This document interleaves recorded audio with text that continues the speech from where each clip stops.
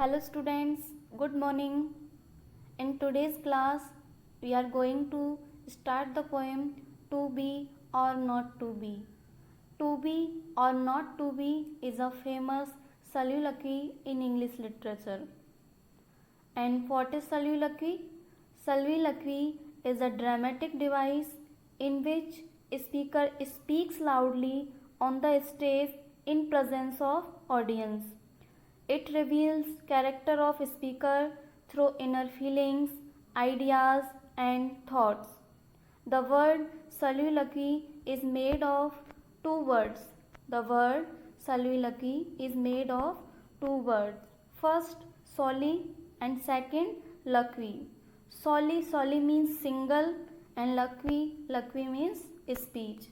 So we can say that it is the act of talking to oneself alone on the stage. To be or not to be is a famous soliloquy and it has been taken from Act 3rd, Scene 1st of the play Hamlet. And Hamlet is a tragic play that was published in 1600. It tells us about tormented mind of Hamlet, injustice, disdainful treatment, dissatisfaction in love, and so on are the things that make him unhappy.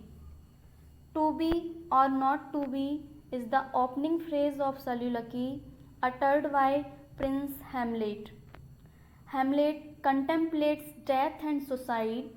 He was totally disappointed in his life, so he wants to commit suicide. To be or not to be, that is the question, whether it is nobler in the mind to suffer the slings and arrows of outrageous fortune, or to take arms against a sea of troubles, and by opposing and them. To be or not to be means to live or not to live. That is the question, means that is the problem. Whether it is nobler in the mind to suffer the slings and arrows. Slings and arrows means the pains, the sufferings and troubles of life. Outrageous means cruel, or to take arms against a sea of troubles. In the phrase a sea of troubles, mixed metaphor has been used, that means immensity of troubles, and by opposing and them. To live or not to live, that is the problem. What is more heroic, to bear all the sufferings and misfortunes of life, or to fight against them and try to overcome them? Or is it better to commit suicide and thereby have eternal sleep and a state of total forgetfulness? By such a sleep, one can overcome the sorrows and the thousand of our physical troubles. It is always a desirable achievement. To be or not to be, that is the question. This is the opening line of soliloquy uttered by Hamlet. Hamlet, who is the Prince of Denmark, he is very sad and disappointed in his life because his father has been killed by his uncle and he has lost his love Ophelia. So he wants to commit suicide, but before doing so, Hamlet is thinking about life and death. He is pondering a state of being alive and being dead.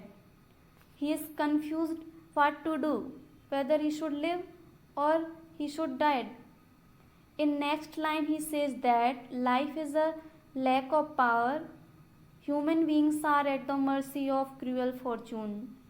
The only action one can take against these cruel things is to end one's life. This is the only way to overcome these sufferings of life. Living is a passive state and dying is an active state. But in order to reach the condition of death, one has to take action. To die, to sleep. Here The death is compared with sleep by Hamlet, who is the speaker of this poem, To Be or Not to Be. Hamlet compares death with the sleep. No more and why sleep, to say be end the heartache and the thousand natural shocks. The heartache means sufferings or problems of life. That flash is here too. That flash here means human body, human being. It is a consummation. Consummation means conclusion. Devoutly to be wished. Wished means desirable. To die, to sleep. To sleep, perchance to dream. Perchance means perhaps. There is the rub. Rub here means problem or obstacle. For in that sleep of death, what dreams may come when we have shuffled off means thrown off this mortal coil. Mortal coil here refer to the human body after death. Must give us pause. There is the respect that makes calamity of so long life. Uh, in the second stanza of this soliloquy, To Be or Not to Be, the speaker Hamlet contemplates death and suicide. He compares death with sleep, that is eternal. He says that death is nothing more than a sleep.